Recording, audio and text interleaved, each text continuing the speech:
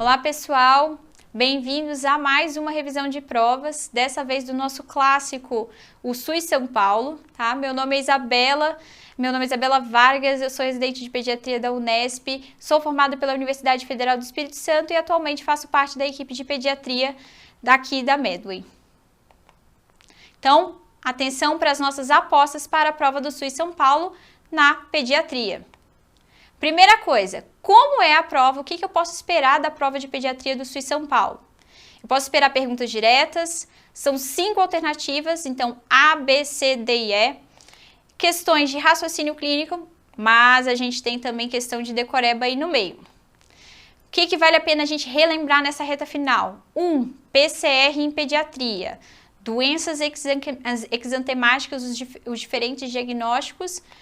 Doença de Kawasaki também, meningoencefalite e diarreia aguda e seu manejo principalmente. Então, primeira questão que é tema recorde na prova do SUS São Paulo é a PCR em pediatria, PAUS. Então, vamos lá. Diante de uma criança aí que está desacordada, a gente tem que fazer algumas coisas. A primeira coisa, lembrem, sempre garantir a segurança da cena. Não adianta eu ir lá socorrer a criança e acabar me machucando no meio do caminho, porque aí vão ser 2 pessoas para socorrer. Então, garanta a segurança da cena. 2, a gente tem que testar a responsividade dessa criança, tá? Tátil e verbal, então eu posso chamar o nome dessa criança, eu posso estimular, se for uma criança mais velha, eu posso estimular nos ombros, se for uma criança pequena, um bebê, a gente pode bater um pouquinho nos pezinhos desse bebê, e se ele não tem nenhum tipo de resposta, a gente tem, em primeiro lugar, chamar ajuda. Se eu tô fora do ambiente hospitalar, eu vou pedir alguém que ligue para o SAMU, ou eu mesmo vou chamar aí ajuda do SAMU. E no ambiente hospitalar, a gente vai pedir, novamente, auxílio da nossa equipe e pedir o carrinho de parada. Terceira coisa, a gente tem que ver justamente a respiração e os pulsos. Então, no lactente até 1 ano de idade, vou medir aí o pulso braquial. Eu vou, então, vir aqui no braço, vou medir o pulso braquial.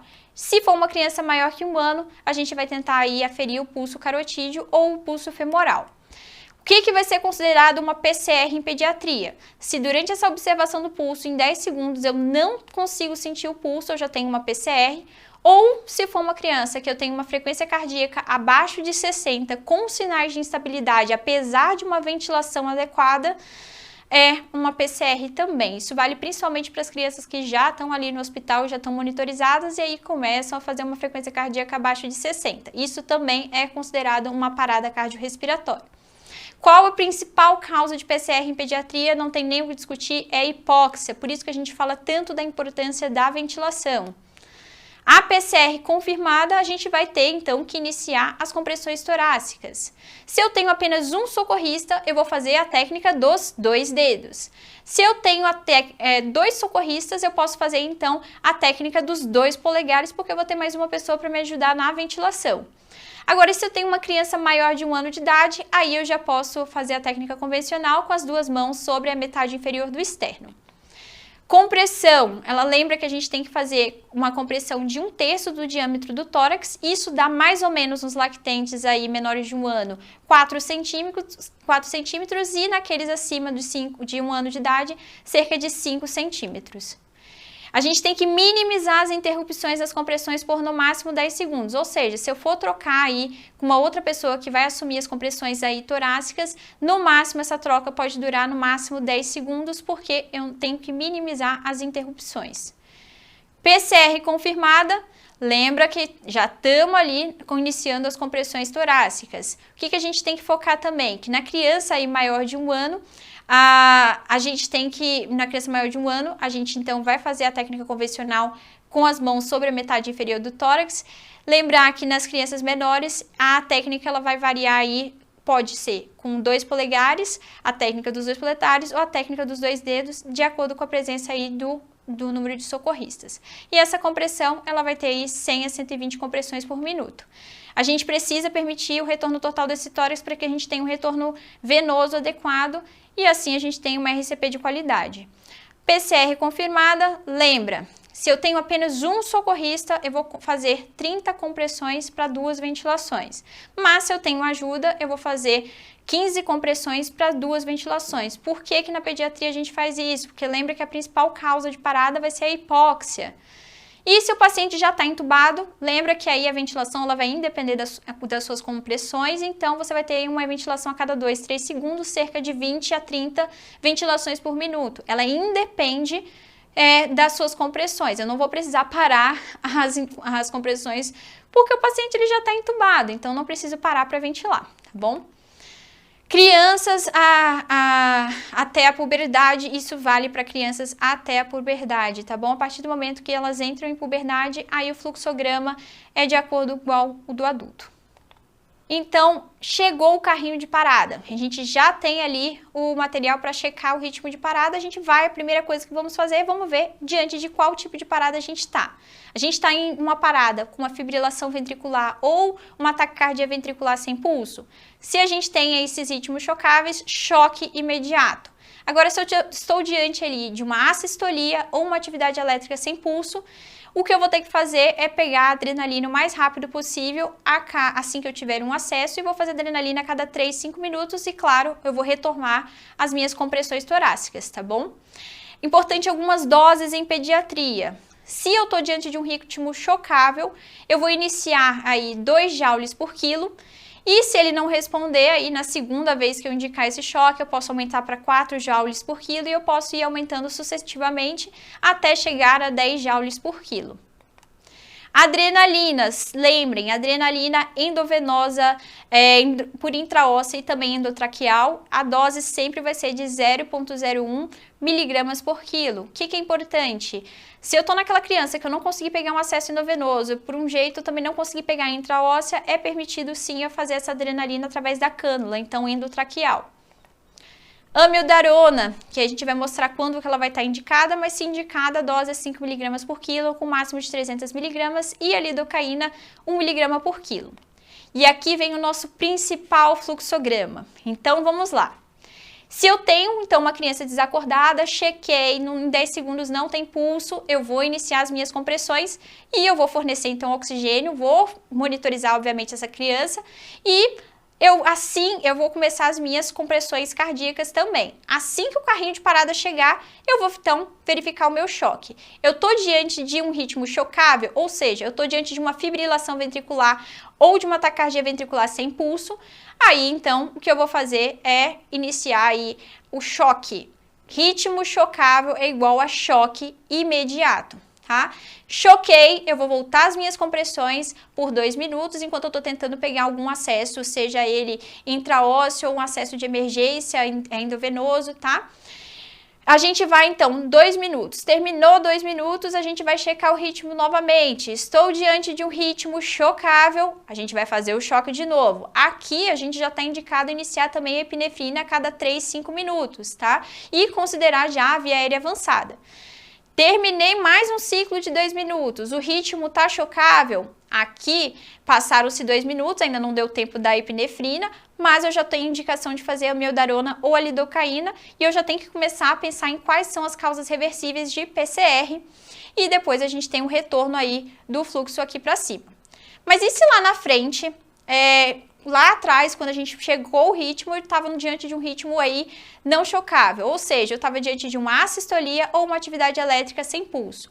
Eu vou iniciar as minhas massagens cardíacas, mas a epinefrina ela tem que entrar aqui o mais rápido possível, tá? E eu já considero a via aérea avançada porque uma das principais causas de parada aqui é justamente a hipóxia. Então, lembra que em pediatria a hipóxia é uma causa importante de parada, então a gente tem que garantir a via aérea desse paciente. Depois de 2 minutos, eu vou estar diante aí, tenho que checar de novo o ritmo. Estou diante aí de um ritmo chocável? Se sim, eu vou migrar para o fluxograma que a gente já falou aqui do lado, tá? Agora, se eu estou ainda diante de um ritmo não chocável, aqui é importante.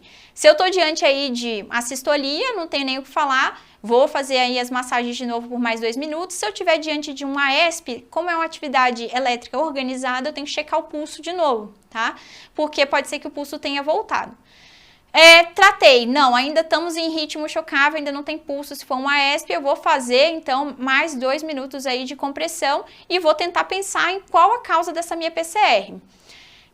Terminei os 2 minutos, vou checar o ritmo chocável de novo, tá? Se tiver um ritmo chocável, muda para o fluxograma do lado. Se não, a gente continua aí na nossa RCP de qualidade e vai esperar aí dar uns 3 minutos para fazer novamente a dose da epinefrina, tá? O que é importante? Então, na sistolia e na ESP, então, o que é importante? Se eu tenho um ritmo organizado, você tem que verificar o pulso. Se o pulso presente, quer dizer que você retornou, sucesso, deu certo a sua parada, e agora essa criança ela vai ser encaminhada, então, para os cuidados pós-parada.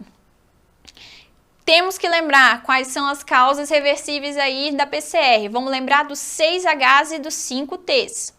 Então, 1, hipóxia. 2, hipovolemia. 3, hidrogênio por conta da acidose metabólica, acidose respiratória, mas principalmente metabólica é causa, sim, de parada. A hipoglicemia também é uma causa importante aí de parada. Hipo ou hipercalemia também é uma causa importante.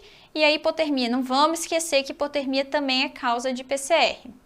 Em relação aos 5Ts, lembrar de tensão de tórax, ou seja, o pneumotórax, tamponamento cardíaco, toxinas, então intoxicação. Intoxicação é uma causa importante de PCR em pediatria. A criança muitas vezes vai lá e engole alguma coisa que você às vezes nem viu. Então a gente tem que pensar em intoxicação, principalmente na pediatria.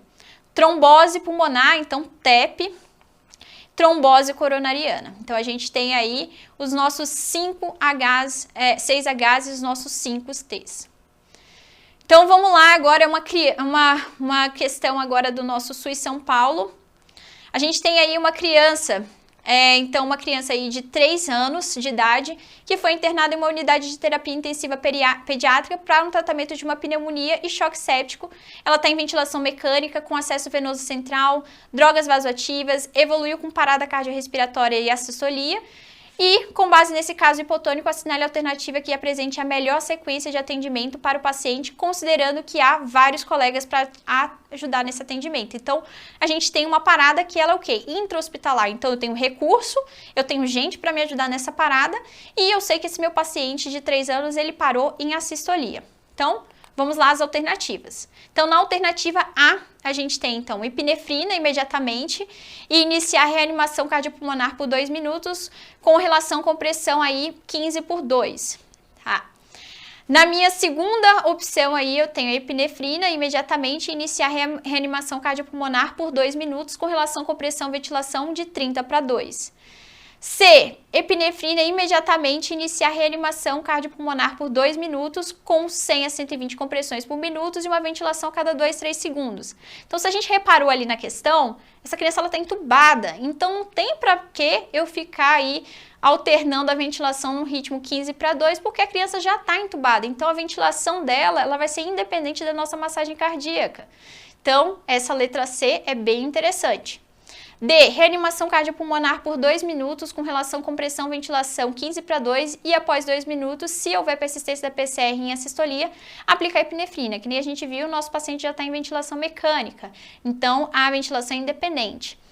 E reanimação cardiopulmonar por 2 minutos com relação com pressão 30/2 e após 2 minutos, se houver persistência da PCR em assistolia, aplicar epinefrina. Então, vamos lembrar, gente, aqui a gente está com uma criança que já está entubada, então já está ventilando, isso está certo, ventilando a cada 2, 3 segundos.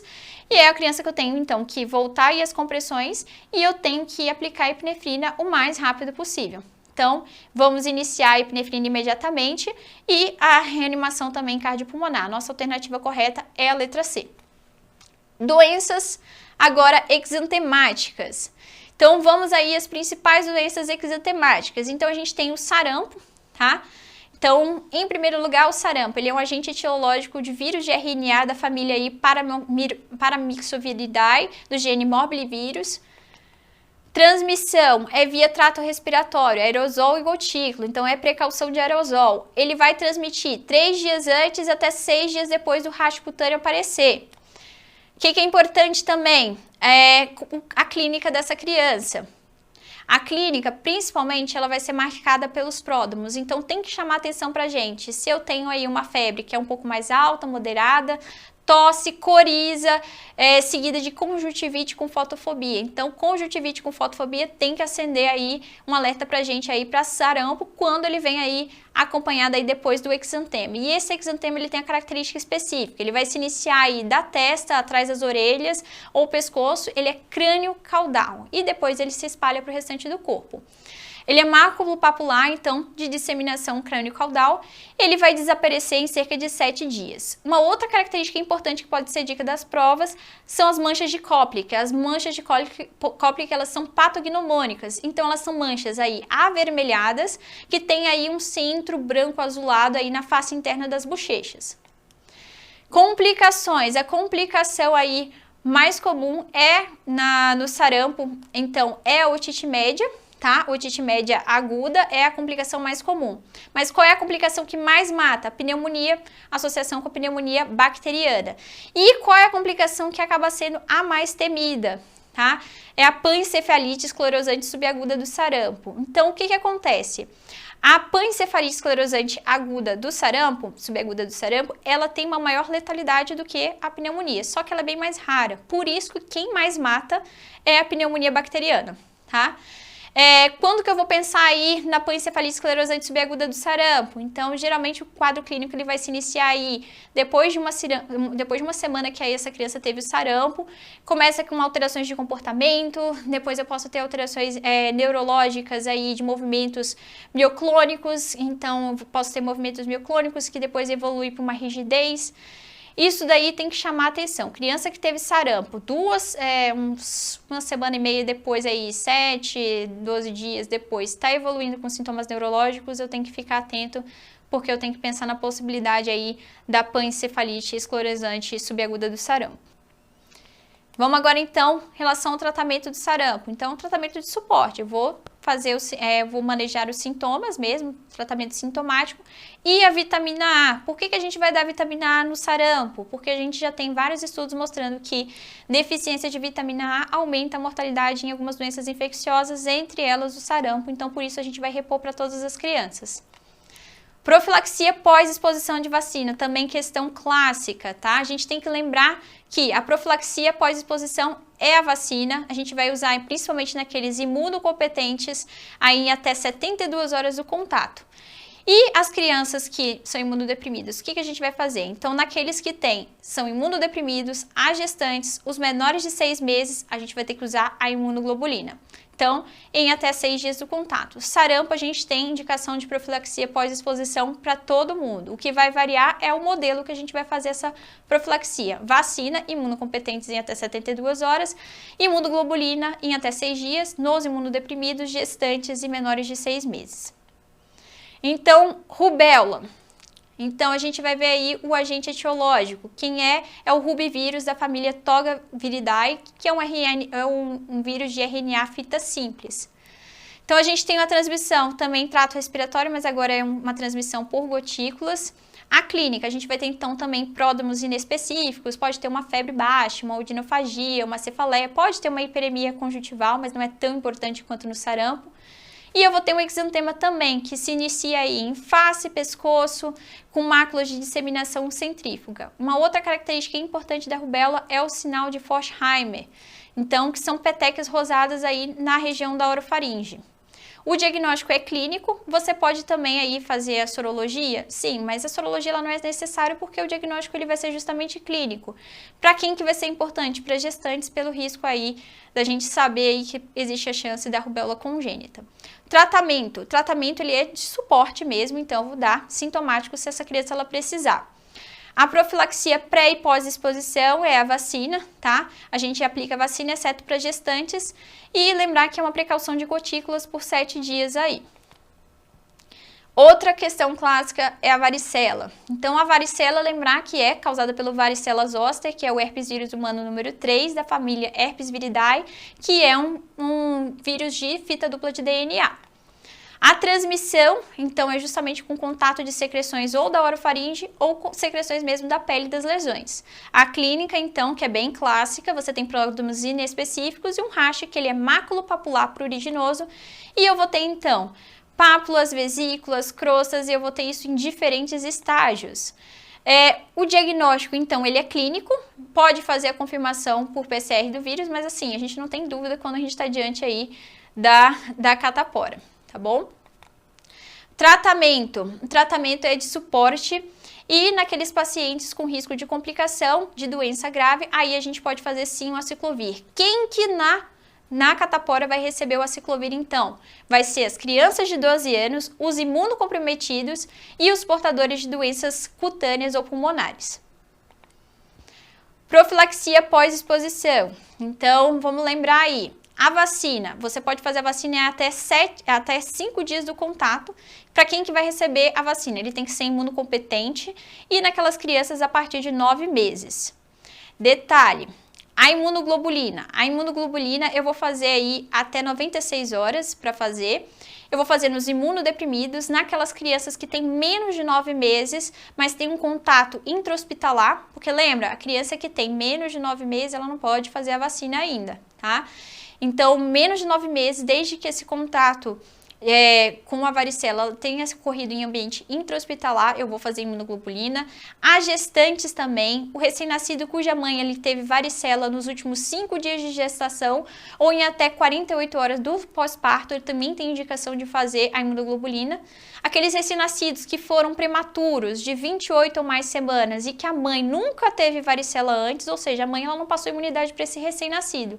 Então, nesse eu também vou fazer imunoglobulina, ou ainda naqueles recém-nascidos com menos de 28 semanas ou menos de 1 quilo de nascimento, que teve contato aí com a varicela, independente se a mãe recebeu vacina ou não, então independente da história materna. Exantema súbito, aqui também uma questão clássica. O agente etiológico é de novo um herpes vírus, só que agora é o herpes vírus humano 6, então do gênero aí Roseoluvírus, da família Herpes viridae, é um vírus também de DNA. A transmissão ela se dá para o contato com a saliva dos adultos, então os adultos geralmente são portadores assintomáticos e aí eles vão fazer o quê? Todo mundo dando beijinho nas crianças e aí a gente pode ter a transmissão. Beijou o rostinho da criança é a principal forma aí de transmissão do exantema súbito. Clínica, lactente que tem uma febre alta por cerca de 3 dias e de repente essa febre some. E na hora que essa febre some, surge então o exantema e as mães ficam completamente assustadas, né? Doutora, meu filho estava tendo febre alta e de repente parou a febre, mas ele abriu esse racha aí pelo corpo. É a história clássica, tá? É um raste maculopapular que vai se iniciar em tronco e ele vai progredir aí, então, para a região dos membros. O diagnóstico é clínico, você pode confirmar com PCR no sangue, mas é uma história muito clássica, então a gente pode dar o diagnóstico só com base na história clínica mesmo, tá? Principal complicação é a convulsão febril, porque geralmente a febre que precede o exantema, ele é uma febre bem alta, então muitas vezes pode ter como complicação a convulsão febril. Tratamentos sintomáticos, profilaxia não tem uma profilaxia específica, a prevenção é você evitar ficar beijando o rostinho dos lactentes, dos bebês, porque você pode ser um portador assintomático, né? Tempo de contágio, lembra que a partir do momento que a criança ela fica afebril, ou seja, na fase em que aparece o rache, ela já não não tem mais transmissibilidade, então eu não preciso isolar essa criança. Em relação aí ao eritema agora infeccioso, também outra questão clássica, o agente etiológico a gente tem que lembrar, é o parvovírus B19, que é um vírus de DNA. A transmissão ela vai se dar por gotículas das próprias vias aéreas e a clínica, basicamente você vai ter pródromos inespecíficos, pode ter um pouco de febre, mas em geral a criança pode nem ter os pródromos, ela pode já abrir o quadro com o exantema, mas a característica que vai te ajudar a diferenciar das outras doenças exantemáticas é que é um exantema que acontece principalmente em 3 fases. A primeira fase vai ser a face esbofeteada, então você vai ter aquele vermelhidão na região das bochechas, parece que a criança levou realmente uma bofetada. Então essa é a primeira fase. Segunda fase surge então o exantema, que é um exantema rendilhado, e a terceira fase é a fase de recidiva. Então toda vez que essa criança ela faz uma atividade física, ou ela vai para o sol, ou ela sente muito calor, o exantema volta. Então o exantema ele fica naquela fase que ele vai e volta, geralmente desencadeada aí por algum fator. Exercício, sol, calor. E outras manifestações que aí a gente tem que dar uma lembrada que sim, o eritema infeccioso ele pode ter algumas outras manifestações que são raras.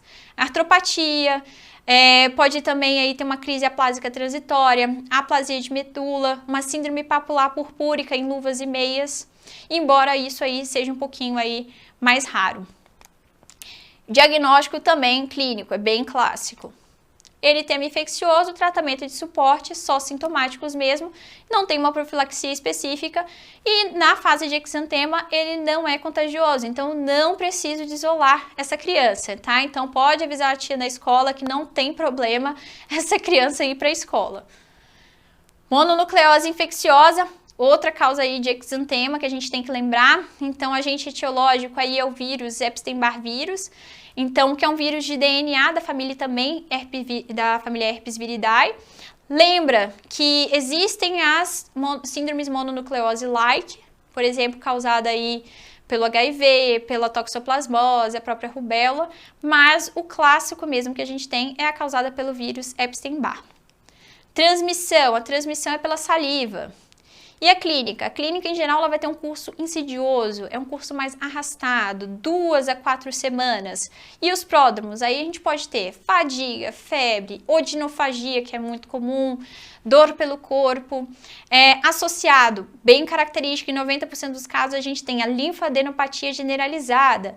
Também podemos ter esplenomegalia em 10% dos casos e exantema aí em 15% dos casos. A atenção ao exantema é que apesar dele aparecer em 15% dos casos, se eu acabo por um acaso, por conta dessa dor de garganta aí dessa criança, eu acabo dando um antibiótico para ela, a chance de evoluir com rash é de 80%. Então, aí muitas vezes acaba gerando aí a dúvida pro pediatra, né? Será que foi o rash que produziu o exantema ou já era um exantema que ia aparecer? E aí eu até aumentei a chance dele porque eu dei um antibiótico. Complicações, rupturas esplênica. Lembra que se eu tenho um paciente que cursou com a esplenomegalia, eu tenho que afastar esse indivíduo aí das atividades físicas por no mínimo 30 dias, porque eu tenho risco de fazer a ruptura esplênica. Outras complicações que a gente pode ter, obstrução de vias aéreas, neurológicas raras, mas a gente pode ter convulsões, Guillain-Barré, a própria anemia hemolítica e plaquetopenia também podem ser complicações aí da mononucleose infecciosa. O diagnóstico ele é clínico, mas os laboratoriais eles também podem te auxiliar, tá? O laboratório, você em geral vai ter uma leucocitose aí com 20, 40% de linfócitos atípicos, plaquetopenia em geral vai estar presente e a gente pode confirmar aí com sorologia. Então, a gente tem, é importante mencionar aqui que a gente tem alguns exames sorológicos que a gente pode fazer nesse caso. Existe aí os exames de sorologia contra anticorpos heterólogos. Isso aí são aqueles anticorpos que não são contra algum antígeno específico. Existem vários testes, não importa aqui a questão do nome, mas é importante mencionar que a sorologia para os anticorpos heterólogos, o que acontece? Elas têm um grande número de falso positivo nas crianças menores de 4 anos de idade, tá? Eles também só vão positivar se for uma mononucleose causada pelo Epstein-Barr vírus. E aí a gente tem outras sorologias, aí vamos mencionar aí o anti-VCA, que é um tipo de sorologia contra o capsídeo viral, ou seja, é um antígeno específico contra um antígeno específico. O anti-VCA ele vai positivar aí na fase aguda da mononucleose e também aí ele pode positivar na fase crônica também, então depois que a infecção ela já passou. A gente tem também, o anti-VCA, ele pode ter então o IgM e ele pode ter o IgG. IgM mais na fase aguda e o IgG aí que permanece depois na fase aí a fase crônica aí que já passou a infecção. A gente também tem aí menção aí o anti-EA, o anti-EA ele pode estar presente ou não, pode ser positivo ou negativo aí na fase ativa da doença. E existe o anti-EBNA. O anti-EBNA ele só indica que a infecção ela é pregressa, ele não positiva no momento da infecção ativa. Tratamento da mononucleose, suporte sintomático, se tiver aí aumento do baço, a gente vai indicar então suspender essa atividade física por 30 dias. Profilaxia, não tem uma profilaxia específica e eu não preciso isolar a mononucleose, ele não tem mais transmissão nessa fase, tá? A escarlatina, a gente tem que lembrar da escarlatina, ela vai ser causada pelo Streptococcus pyogenes, então aquele streptococo aí do grupo A, então gram positivo. Transmissão, a transmissão vai ser por gotículas de saliva, mas a secreção nasal, ele tem uma alta transmissibilidade. E a gente tem que lembrar, aí a clínica, então os pródromos, faringe mais língua e morango. Então, a faringite, então dor de garganta a gente pode ter principalmente, a língua ela vai ficar bem hiperemiada, com as papilas aí hipertrofiadas, isso é a chamada língua em morango. E aí você pode ter também o exantema, só que a característica do exantema ele é diferente dos demais que a gente falou até agora. Ele é um exantema micropapular centrífugo, então ele foge do centro, ele vai para as extremidades e ele tem a característica de ter uma descamação laminar. Dois sinais que são muito importantes aqui para a gente tentar pensar na escarlatina é o sinal da pascha. O exantema ele vai ficar mais evidente nas regiões de dobra, então aqui atrás do joelho, então regiões de dobras, nas axilas, esse exantema ele vai ficar mais acentuado. E o sinal de Filatov, aí você tem uma palidez perioral também pode te direcionar aí na questão para a escarlatina. Diagnóstico clínico, o que pode ajudar? Às vezes um teste rápido aí contra o antígeno estreptococo do grupo A, só que infelizmente não é todo serviço que vai ter isso disponível.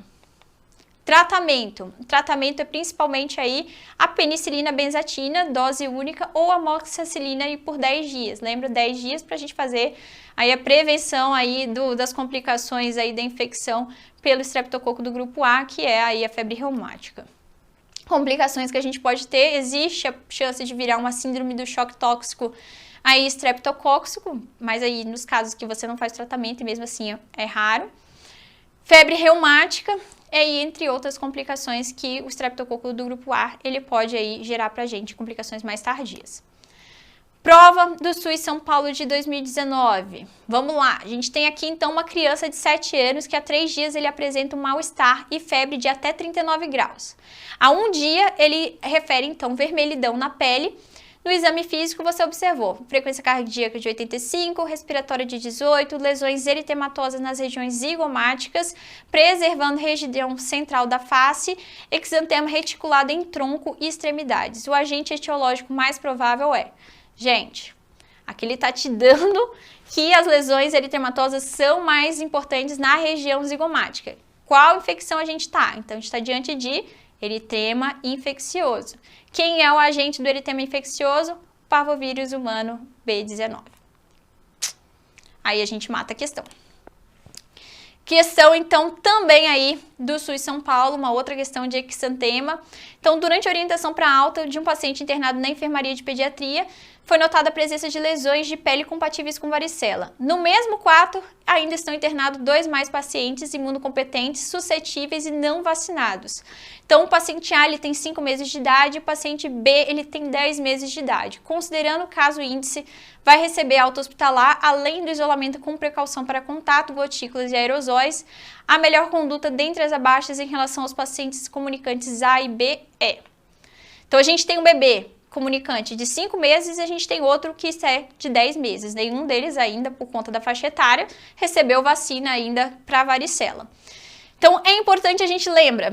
E onde foi o contato dessas crianças? Foi intra-hospitalar. E isso vai influenciar justamente no tipo de profilaxia pós-exposição que a gente vai fazer. Lembra que nos contactantes menores de 9 meses, que foram contactantes hospitalares, eu vou fazer a imunoglobulina.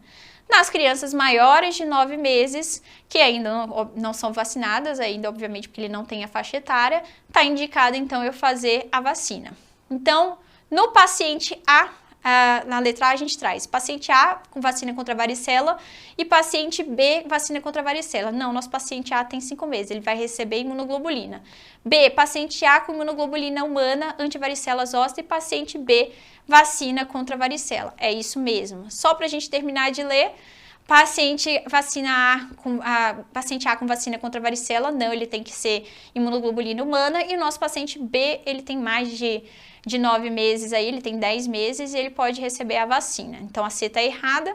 A D, paciente A, imunoglobulina humana, paciente B, imunoglobulina humana. Não, ele pode receber a vacina. Paciente A, letra E, paciente A com imunoglobulina humana e paciente B, imunoglobulina humana se apresentar sintomas. Não, gente, a profilaxia pós-exposição é justamente para a gente tentar evitar que ele venha desenvolver sintomas, tá? Então, não é só se receber sintomas. Então, nossa alternativa ficou a letra B.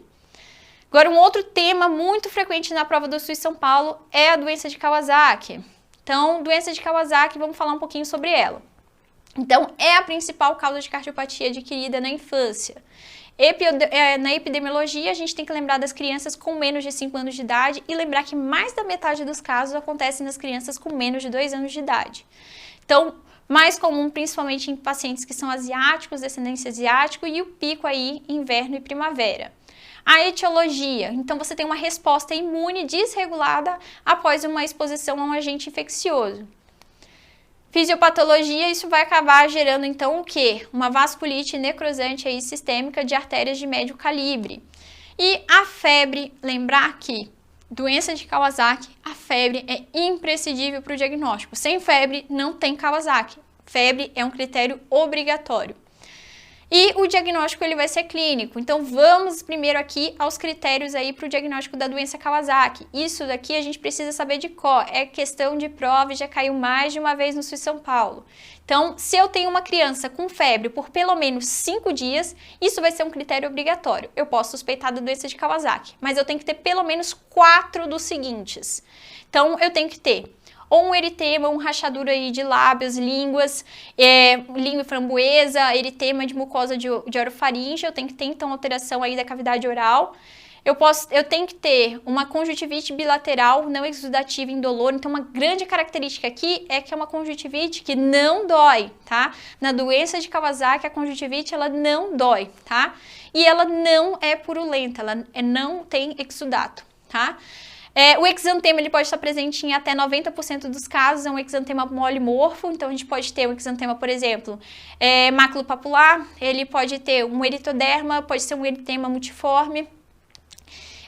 Eu posso ter também edemas e eritemas aí de pés e mãos, isso mais importante na fase aguda, e na fase crônica, principalmente uma descamação aí periungueal. E um outro critério que a gente tem é a linfadenopatia aí cervical anterior com linfonodo maior que 1,5 cm. Então, se eu tenho a febre por mais de 5 dias e pelo menos aí 4 desses, eu tenho aí confirmação da doença de Kawasaki, diagnóstico. As alterações laboratoriais que podem acompanhar a doença de Kawasaki, então elevação de provas inflamatórias, PSR e VHS vão estar aumentados. Eu posso ter uma anemia normocítica, normocrômica. Eu posso ter uma leucocitose associada aí a uma linfopenia, então eu tenho leucócitos aumentados, mas às custas principalmente de alguma outra série, geralmente aí neutrófilos, mas eu posso ter os linfócitos aí diminuídos, os linfócitos mesmos podem estar diminuídos. A trombocitose tardia, então depois de 7 dias, essas plaquetas podem aí aumentar, a albumina menor que 3, uma leucocitúria também pode estar presente. O que é importante? Suspeitei de doença de Kawasaki, é mandatório. Eu preciso fazer um ecocardiograma aí transtorácico, porque tem bastante associação com aneurisma de artérias coronarianas. Então, alteração de artéria coronariana, elas podem estar dilatadas ou você pode ter propriamente dito o aneurisma. Sobretudo, vai afetar a coronariana direita ou a descendente aí anterior. Uma observação 2, que a gente tem aí, então, existe a doença de Kawasaki incompleta. Então, o que seria a doença de Kawasaki incompleta? É aquele que eu tenho a febre aí há pelo menos 5 dias, lembra que a febre é um critério obrigatório, mas eu tenho 2 ou 3 daqueles critérios em vez de 4, tá?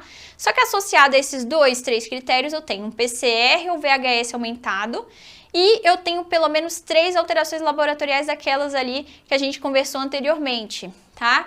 Ou eu vou ter um ecocardiograma alterado. Se eu preencho esses critérios para a doença de Kawasaki incompleta, eu já tenho indicação de fazer o tratamento, assim como na doença de Kawasaki clássica. Diagnósticos diferenciais que a gente sempre tem que ter um pouco em mente para a doença de Kawasaki. A SIMP, tá? Advento principalmente aí desde a Covid-19, que é a síndrome inflamatória multissistêmica pediátrica. Então, geralmente ela ocorre acima dos 7 anos, você tem uma lesão cardíaca e níveis inflamatórios que são mais importantes aí do que na doença de Kawasaki, mas a questão, se for para te direcionar para a SIMP, ela vai te falar aí da evidência pregressa de infecção pela Covid-19. Doenças exantemáticas, porque Kawasaki corresponde aí, 90% dos Kawasakis têm exantema, então doenças exantemáticas são diagnósticos diferenciais, reações de hipersensibilidade a drogas também. e a artrite idiopática juvenil. Esses são os principais diagnósticos diferenciais. Como que eu vou tratar a doença de Kawasaki? Imunoglobulina, então 2 gramas por quilo em dose única. Isso vai reduzir bastante o risco de evoluir para um aneurisma de coronária. O que é importante? Porque se você tiver resistência aí a essa primeira dose da imunoglobulina, então, por exemplo, eu mantenho aí a febre por 24, 48 horas depois da infusão da imunoglobulina, isso é um marcador de resistência, é um marcador aí de risco maior também para aneurisma coronariano. Aí, nesse caso, a gente tem indicação de fazer ou a segunda dose da imunoglobulina ou fazer uma pulsoterapia com metilprednisolona. Em relação às outras drogas que a gente também vai ajudar no tratamento, o AS, ela está indicado em todos os casos. Ele tem a atividade, então, anti-inflamatória e antiagregante plaquetária. Se eu fiz o eco e eu vi já que tem, sim, o aneurisma de coronária, aí já está indicada até a dupla antiagregação, o AS e o clopidogrel. Complicações da doença de Kawasaki. Então, a principal complicação que a gente já falou são as anomalias coronarianas. Então, dilatação aí, a dilatação, própria aneurisma ou estenose, sendo que a dilatação ela pode estar presente em até 25% dos casos que não são tratados. Como que eu vou diferenciar a dilatação aí de um aneurisma? Isso eu vou diferenciar mesmo pelo ecocardiograma. A gente tem algumas medidas de score que vão te ajudar a pensar na dilatação. Dilatação, você tem acima do score mais 2, entre o mais 2 e mais 2,5, a gente vai ter uma dilatação, acima de 2,5 a gente já chama de aneurisma, basicamente isso. Choque por doença de Kawasaki também pode ser uma complicação, e a gente tem a temida síndrome aí de ativação macrofágica. Então, a síndrome de ativação macrofágica a gente tem que começar a perceber naquelas crianças que são resistentes à ação da imunoglobulina, ela tem uma febre persistente aí após a infusão da imunoglobulina e que podem estar evoluindo aí com quadro de CIVD, hepatosplenomegalia, citopenias, trombose, hiperferritinemia. E aí, nesse caso, a gente tem que ficar atento porque pode estar sim fazendo aí a síndrome de ativação macrofágica. Outros, então pode ter isquemia periférica, gangrena, nefrite intersticial, perda auditiva neurosensorial, são outras complicações que podem estar presentes aí na doença de Kawasaki. Segmento, importante, ecotanstorácico, assim que suspeitou, no diagnóstico a gente tem que fazer, e naqueles que a gente ainda não viu o acometimento coronariano ali no diagnóstico, a gente tem que repetir em 1 semana, 4 e 6 semanas após o diagnóstico inicial, porque tem grande risco de fazer esse acometimento coronariano.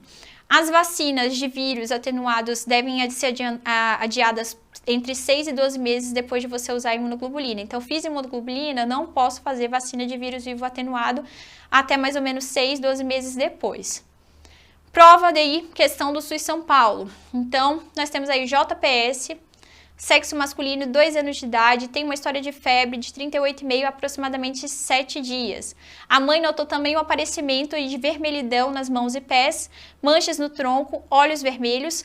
Procurou então a unidade de pronto atendimento para elucidação diagnóstica. Ao exame físico foi observado eritema, edema, descamação em mãos e pés, exantema maculopapular em tronco e extremidades, hipertrofia de papilas linguais, hiperemia ocular, linfonodo cervical de 2 centímetros de diâmetro, indolor e fibroelástico. Em relação à hipótese diagnóstica mais provável, é correto afirmar. Então, o que a gente tem aqui? Vamos pegar aí os critérios. Febre a 7 dias. Então, a gente tem aí para este o critério obrigatório. E dos demais critérios, olha o que a gente tem. Ele tem olhos vermelhos, lembra da conjuntivite indolor. Ele tem manchas no corpo, então ele tem ali o exantema. A vermelhidão de mãos, ele também, ó, só aí já foram 3. No exame físico, a gente pegou também, ele tem então, ó, as alterações de edema e descamação das mãos e pés, então que a gente já estava contando aqui. O exantema maculopapular que a gente também já estava contando. A hipertrofia aí de papilas linguais, aí mais uma alteração aí, hipertrofia de papilas linguais, isso gera aí a língua em morango, e hiperemia ocular e um linfonodo aí cervical de 2 centímetros de diâmetro. Então a gente tem aí praticamente todos os critérios. Não tenho dúvida que estamos diante de uma criança com Kawasaki. Em relação a essa hipótese diagnóstica, é correto afirmar: linfonodomegalia cervical não é critério diagnóstico, mas quando presente é muito sugestivo a doença. É critério diagnóstico, faz parte ali daqueles critérios que você precisa de pelo menos 4. O envolvimento da artéria coronária é critério necessário para o diagnóstico da doença? Não, ele é muito comum, mas ele não é necessário para o diagnóstico da doença. Hiperemia conjuntival, ela é geralmente purulenta, bilateral, acompanhada de fotofobia e dor ocular. Não, gente, lembra que é uma hiperemia conjuntival, uma conjuntivite não exudativa e indolor. O exantema presente nessa doença, ele pode ser do tipo escalartiforme e evoluir para descamação. Pode. Elevação das provas de atividade inflamatória, como VHS, proteína C reativa, faz parte dos critérios de diagnóstico. Não faz parte, geralmente ele está aumentado, mas não faz parte dos critérios diagnósticos. Na Kawasaki incompleta é que ele é uma necessidade, mas não faz parte dos critérios diagnósticos da doença de Kawasaki clássica. Então, a gente tem aí a nossa letra D. E agora um outro tema que também já caiu bastante aí no SUS São Paulo, são as meningoencefalites. Então, vamos dar uma relembrada. O foco, geralmente, das questões está na identificação da etiologia da meningite.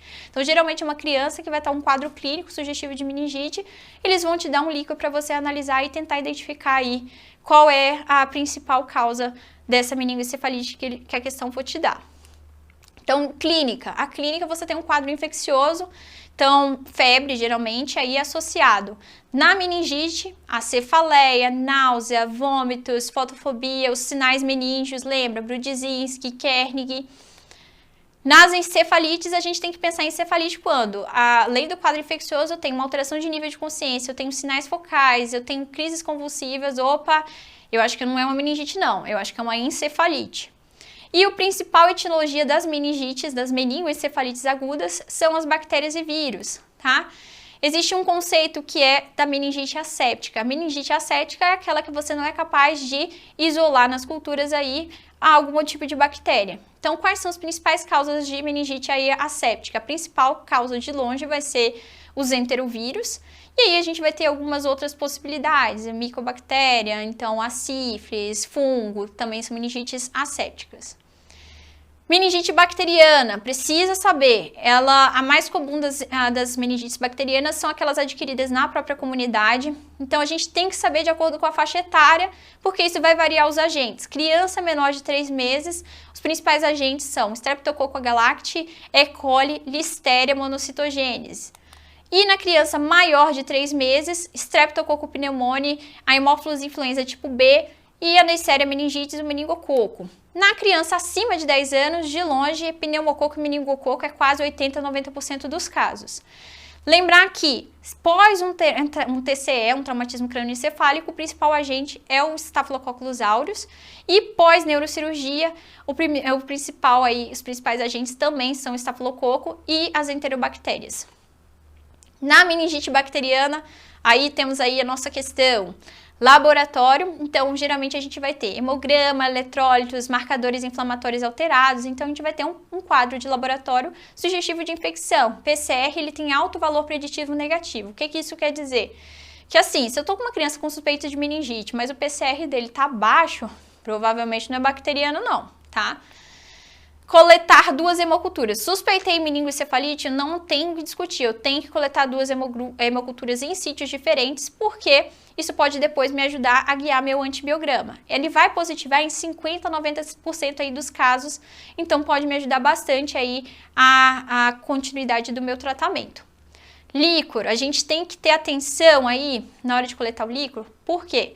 Toda meningite, suspeitei de meningite, eu devo coletar o líquor. Mas existe alguns casos que você precisa fazer uma TC antes. Por quê? Principalmente se você tem sinais de hipertensão intracraniana para não correr o risco de fazer uma herniação. Então, é o principal exame, o líquor. E o tratamento das meningoencefalites bacterianas, lembrar que vai ser antibiótico empírico, geralmente a ceftriaxona, porque passa aí para o sistema nervoso central, até os exames complementares, até sair aí essa cultura que pode te ajudar aí a guiar o antibiótico. E uma menção honrosa aí a dexametasona. Dexametasona de 6 em 6 horas, a gente acaba usando para todos os casos, mas ela reduz a mortalidade apenas nas meningites pneumocócicas. A gente acaba entrando com a dexametasona porque ali no início do quadro a gente não sabe se é uma infecção aí por pneumococo, meningococo ou por algum outro agente. E a gente sabe que reduz a mortalidade se for uma meningite por pneumococo. Então a gente entra para todo mundo e não tem problema, não faz mal nas meningites por outros agentes. Mas é então por isso que a gente vai entrar com a nossa dexametasona, tá? Em relação aí à doença, então em relação aí continuando para as nossas meningoencefalites, tem um erro aqui no slide, gente, mas ignorem, estamos nas nossas meningoencefalites. A gente precisa realizar a tomografia antes da coleta, naquelas pessoas que são imunodeprimidas, que têm convulsões, que têm algum sinal de hipertensão intracraniana, aquelas crianças que têm papiledema. Então, aí, atenção aí para a tríade de Cushing, tá? Então, paciente com alguma depressão respiratória, bradicardia, a gente tem que começar a pensar aí em hipertensão intracraniana, tá? Papiledema, déficit focal, paciente que tem algum tipo de doença prévia do sistema nervoso central, a gente também tem que ficar bem atento, tá? E como é que é o líquor, então, nessa meningite bacteriana? Então, o que eu tenho que olhar, principalmente, a gente tem que pedir celularidade, proteína, glicose, a gente tem que pedir lactato, a gente tem que ver a bacterioscopia, pedir cultura para ele, tá? Então, coleta de biologia molecular, PSR, prova de látex também pode ajudar aí no nosso diagnóstico. Então, a celularidade. Primeiro, vocês precisam saber o que é normal. O normal é ter até 5 células, geralmente. Então, a celularidade da meningite bacteriana, ela está muito aumentada. Olha, geralmente é acima de 1.000 células por ml. E o predomínio aí vai ser de neutrófilos, então é polimorfonuclear. A proteína, você tem um aumento que é leve a moderado, então o normal das proteínas aí é em torno de 45 e aqui a gente tem um aumento aí acima de 200. E a glicose na meningite bacteriana ela vai estar bem reduzida, aí ela vai estar abaixo de 40. A glicose normal no líquor, ela corresponde aí a 2/3 da glicose sérica, então geralmente vai ficar em torno ali de 60, 65, 70, seria o valor normal aí para a glicose no líquor. No caso da glicose aí, da meningite bacteriana, a gente vai ter uma glicose abaixo de 40, ela está bem consumida. O aspecto do líquido vai ser o quê? Turvo, purulento em geral. A pressão aí de abertura, porque quando a gente vai coletar o líquido, a gente pode medir ali a pressão da abertura, ela vai estar aumentada em geral, então pode estar acima de 18 centímetros aí de água. Lactato, em geral, ele vai estar aumentado. A bacterioscopia, ela pode identificar aí a presença de alguma bactéria. A gente tem a sensibilidade aí de 90% dos casos, então nem sempre a bacterioscopia vai conseguir identificar aí a presença. Então, uma bacterioscopia negativa, ela não exclui, mas ela é altamente sensível e é específica em 100% dos casos. A prova do látex, então, ele pode identificar aí antígenos principais aí das bactérias, então, positivo fala a favor também de meningite bacteriana. E no caso da cultura e biologia molecular, PCR também é importante a gente pedir, porque a gente pode conseguir isolar o agente. Profilaxia, então, está indicada aí pelas meningites aí por meningococo e haemófilos, não está indicada se eu tiver uma meningite por pneumococo. Então, o isolamento de gotícula, no caso das meningites, ela permanece até 24 horas do início do antibiótico. E, em relação ao meningococo, a gente vai fazer a profilaxia aí de escolha com rifampicina oral. Outras opções aí que a gente tem, ciprofloxacino ou ceftriaxona intramuscular, mas a principal escolha é a rifampicina oral. A quimioprofilaxia, ela pode ser feita em até 14 dias da exposição. E quem que a gente vai fazer essa quimioprofilaxia? Então, aqueles contactantes próximos, então aqueles que convivem mais de 8 horas aí a menos de 1 metro de distância, os moradores do mesmo domicílio, aqueles comunicantes de creche, escola, ou quem foi exposto aí secreções orais do paciente, lembrar do profissional de saúde, né, gente? Então, às vezes, na hora de entubar, você pode ser exposto, por exemplo, aí a essas secreções. Então, que for exposto a essas secreções nos últimos 7 dias do início dos sintomas e até 24 horas do antibiótico. Fez 24 horas do antibiótico, essa pessoa ela não tem mais chance aí de fazer a transmissão. No hemófilos, então, a droga de escolha também vai ser a rifampicina oral e a quimioprofilaxia também pode ser feita em até 14 dias aí da exposição. Então, moradores aí da mesma casa ou contactantes próximos, e por contactantes próximos, aquele contato aí por pelo menos mais de 4 horas em 5 dos últimos 7 dias na semana da admissão hospitalar desse paciente. E as meningites, então, assépticas, que nem a gente falou, é aquela que você não consegue, então, isolar um agente bacteriano. As principais causas são as virais, então, o enterovírus, de longe, tá bom? Outras causas aí, a tuberculose, sífilis, doenças medicamentosas, doenças autoimunes, lúpus, sarcoidose, as próprias neoplasias também podem ser causas de meningites assépticas. Geralmente, eles vão apresentar um bom prognóstico. Em geral, as meningites, principalmente as virais, ela tem uma evolução mais favorável aí do que as meningites bacterianas. que é importante a gente saber? O líquido com características virais. Lembra que o tratamento da meningite aí viral, ela vai ser aí um tratamento principalmente sintomático. A celularidade vai ter um aumento de leve a moderado, então pode ter um aumento de células, mas geralmente até 250. Não é aquele aumento exagerado que nem a gente tem na meningite bacteriana. Você vai ter um predomínio aqui, linfomononuclear, então vai predominar linfócitos, gente. No início aí, antes, até nas primeiras 12, 24 horas, até que você pode ter um predomínio de neutrófilo, mas isso aí depois converte para um predomínio linfomononuclear, então com predomínio de linfócitos em até 12, 24 horas do quadro. Proteínas, você tem um aumento de leve a moderado aí, então acima de 150 mais ou menos. A glicose é normal, e isso aí ajuda a gente a pensar também nas meningites virais. Lembra que diferente da bacteriana, aqui a glicose é normal, não tem bactéria para consumir a glicose. E o aspecto ele é mais límpido, é um aspecto mais claro, incolor. E no caso da meningite por tuberculose, então a gente tem que lembrar que a apresentação mais comum é a meningite basal exudativa. Você pode ter aí uma história de exposição à tuberculose, raio-x é normal, PPD, IGRA positiva.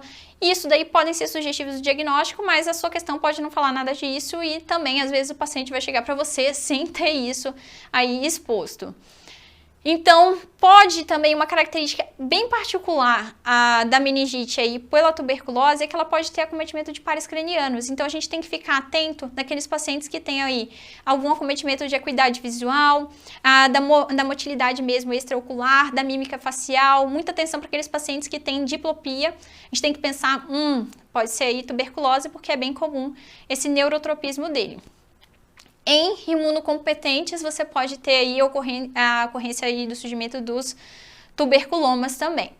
O líquor, como é o líquor da pessoa que tem uma meningite por tuberculose? A celularidade, ela tem aumentada aí 100 a 500, então ela está aumentada, mas também não está tão aumentada quanto na meningite bacteriana. Você tem o predomínio agora de linfócitos, igual a meningite viral. Proteína, ela vai estar aumentada. Glicose reduzida. Aqui está a nossa diferença aí para as meningites virais e as autoimunes e que é a grande X da questão.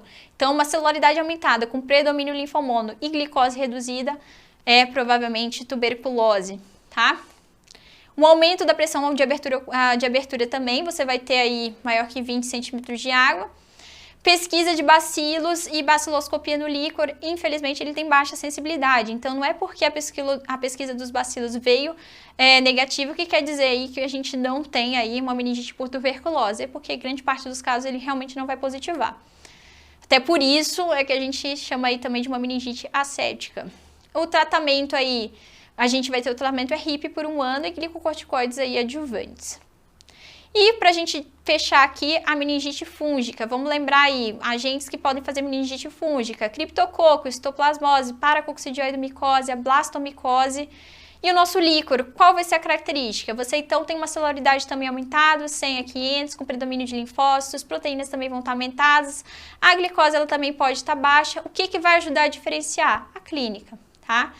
Então, é bem parecido com o líquor da tuberculose. Então, é justamente a clínica que vai ter alguma sugestão ali que vai te direcionar aí mais para uma meningite fúngica ou mais para uma tuberculose. A meningite fúngica, atenção aí se eles falam que o paciente é imunocomprometido, tá? Isso também faz a gente pensar aí que meningite por fungo ocorre principalmente naqueles imunocomprometidos. Questão do SUS São Paulo. Então, aqui a gente tem uma menina de 5 anos, previamente rígida, que deu entrada nesse pronto-socorro há 2 dias, com febre, cefaleia e vômitos. Ao exame físico, ela está em regular estado geral, febril, com rigidez de nuca. O líquido colhido revelou, ele tem 180 leucócitos, 30% de neutrófilos, 60% de linfócitos, 10% de monócitos, 20 hemácias, proteína de 60, glicose de 70. A principal hipótese diagnóstica é... Então, assim, com base nesse líquor que a gente tem um aumento da celularidade, mas não é aquele aumento absurdo. Aí a gente tem um predomínio de linfócitos, um predomínio, então, linfomononuclear. A gente tem também aí a glicose que está normal. Nossa, parece aí o quê? Parece pra gente aí um líquor de vírus. Então, letra A, acidente de punção. Geralmente, acidente de punção, você vai ter mais hemácias do que isso, tá? E aí, acaba aumentando bastante aí a proteinorraquia, e que não parece ser o nosso caso aqui. A encefalite herpética, sim, parece ser um líquor de vírus, porém, eu tenho aqui na história alguma coisa me falando de encefalite, eu não tô vendo nem alteração de nível de consciência, eu não tô vendo sinal focal, então não tô vendo as características que me direcionariam aí para uma encefalite. O que eu tô vendo, pelo contrário, são características de meningite. Então vamos guardar essa informação. Meningite bacteriana? Não, não parece um quadro de meningite bacteriana. A glicose não está consumida, as leucócitos estão aumentadas, mas nem é tanto, e a gente não tem aqui o predomínio de neutrófilos. Meningite viral? Essa parece ser a nossa alternativa. E a meningotuberculose? A tuberculose, a gente lembra que a glicose ela teria que estar consumida. Então, a nossa alternativa, meningite viral. E, para fechar aqui, a diarreia aguda, tema também muito importante aí no SUS São Paulo. As questões elas vão manejar principalmente a classificação do paciente e o manejo da hidratação. Esses são os focos das questões do SUS São Paulo. Então, a gente precisa antes relembrar alguns conceitos. Então, o que seria uma diarreia aguda? É aquela que vai se iniciar em até 2 semanas. A diarreia persistente, ela vai ter uma duração aí de 2 a 4 semanas e a crônica é acima de 4 semanas. O que seria os mecanismos aí de diarreia? A gente pode ter uma diarreia secretora, aquela que vai um aumento da secreção aí celular de fluidos e eletrólitos na luz intestinal por meio de mediadores inflamatórios. O resultado disso vai ser o quê? Fezes volumosas, sódio fecal elevado. Diarreia osmótica, a gente vai ter então lesão na mucosa, fezes ácidas, pode levar aí a uma dermatite perianal por conta dessa acidose aí das fezes. A osmolaridade ela tá aumentada e é uma grande característica que te dá uma pista é que ele melhora em jejum. As esteatorreias, a esteatorreia ela decorre da incapacidade de você digerir e absorver as gorduras de forma adequada. Você vai ter aí como resultado uma diarreia que é fétida, oleosa, gordurosa. E geralmente as principais causas, você tem aí estase biliar, doença celíaca, insuficiência pancreática. A diarreia inflamatória, ela tem aí então a origem inflamatória que vai lesar os enterócitos e aí a parede vai ficar edemaciada, hiperemiada e o resultado disso vai ser as fezes com sangue, muco, leucócitos nas fezes também presentes. E a diarreia também por aumento de trânsito pode ocorrer, por exemplo, na síndrome do intestino irritável ou ainda no hipertireoidismo, entre outros. Principal causa de diarreia aguda é viral, gente. Rotavírus, adenovírus, coronavírus. Então, diarreia, a principal causa de longe é viral. Mas, em algumas situações, eu tenho que pensar que a causa pode ser bacteriana. Quando? Se eu tenho uma dor abdominal de forte intensidade, sangue, muco ou pus nas fezes, tenesmo, febre maior que 39 graus, a gente tem, então, pensar que a gente está com um quadro de diarreia aguda. Então aqui a gente tem a nossa tabelinha clássica que é o principal foco das nossas questões. Então vamos lá. O tratamento, para mim definir o tratamento de hidratação e nutrição, eu tenho que classificar primeiro esse paciente para ver se ele é um paciente de perfil A, B ou C. Então o que a gente vai olhar? A gente vai observar primeiramente o estado geral.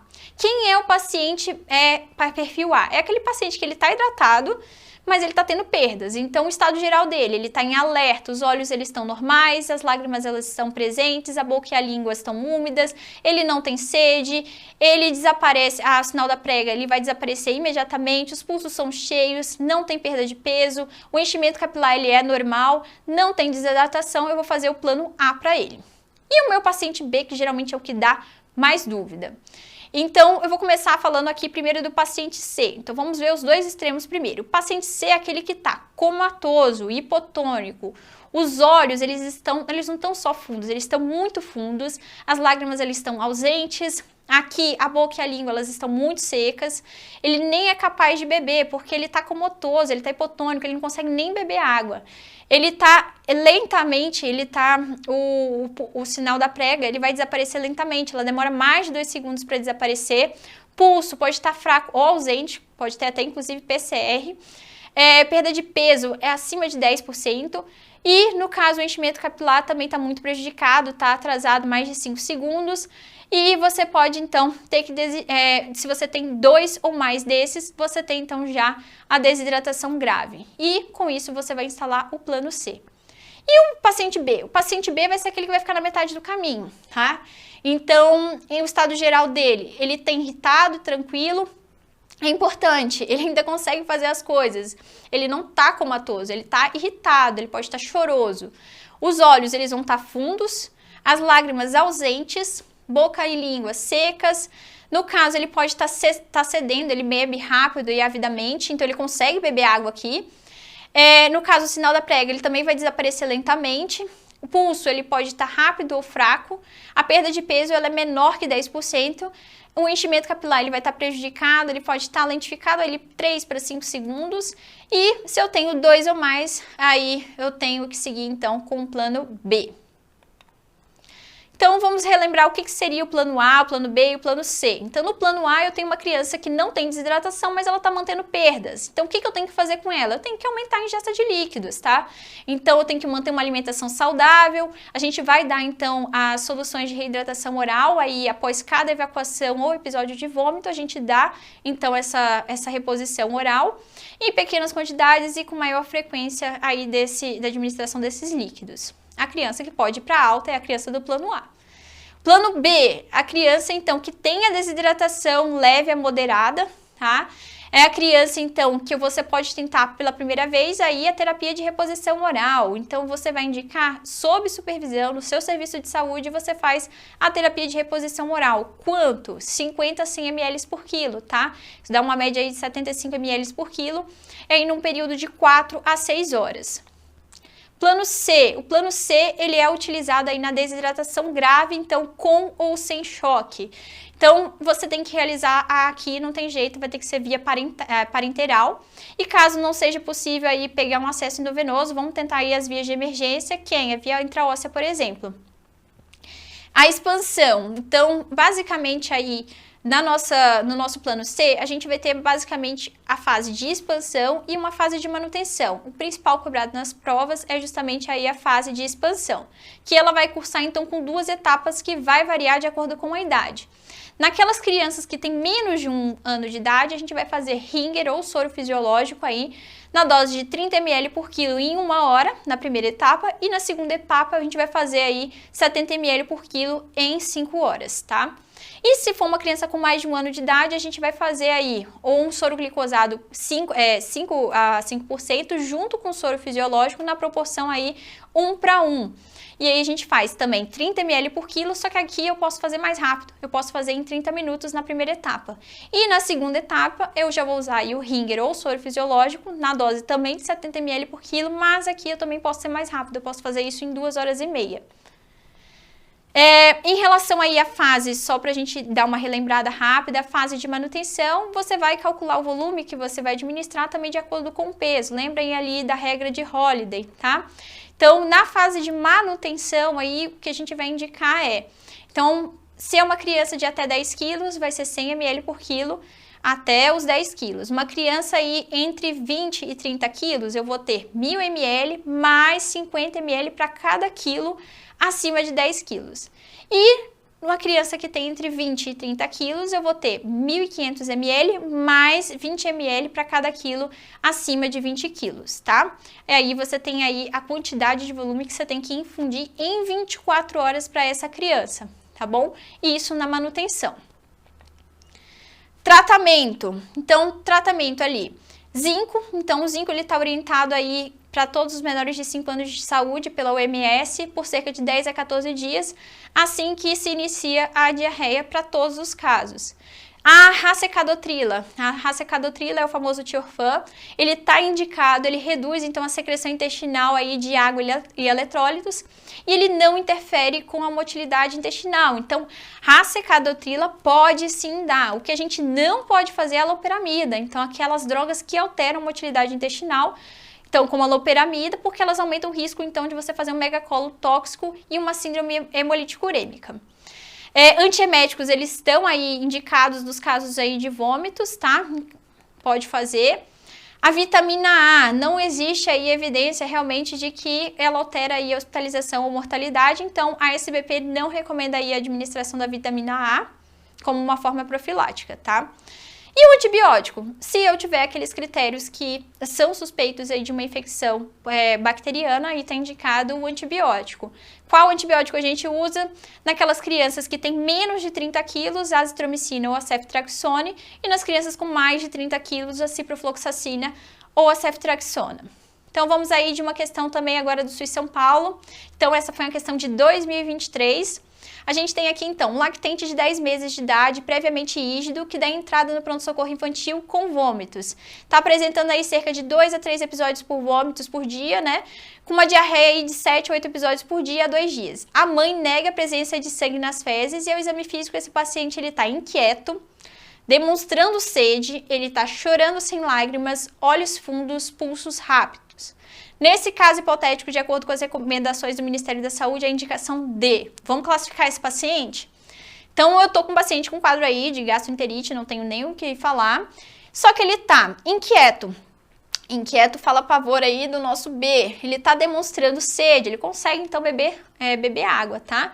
Ele tá chorando sem lágrimas. Os olhos são fundos, mas eles não são muito fundos. Os pulsos, eles são rápidos. Então, lembra, não é um pulso fino, não tá sem pulso. Então, nesse caso hipotético, a gente não tem aí aqueles critérios do C, mas é uma criança que está com desidratação, ela tá com uma desidratação moderada. Então, a gente tem um paciente perfil B. Então, o que está indicado nesse caso? Então, nesse caso hipotético, letra A. Hidratação endovenosa com alíquotas de 20 ml por quilo, de solução fisiológica 0,9 em 30 minutos até o restabelecimento da hidratação com reavaliação dos sinais clínicos após cada expansão? Não está indicado parenteral aqui, porque a gente tem um paciente do perfil B, terapia de reposição oral, né?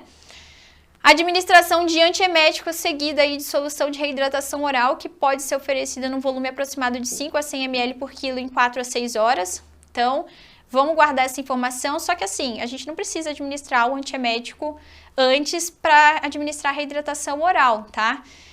Não tem isso de esperar o antiemético fazer efeito para me fazer a reidratação oral. C. Hidratação endovenosa e introdução de antibiótico terapia. Se paciente evoluir com a hidratação e melhora clínica, deve então receber alta com terapia de reidratação oral e antibiótico por via oral.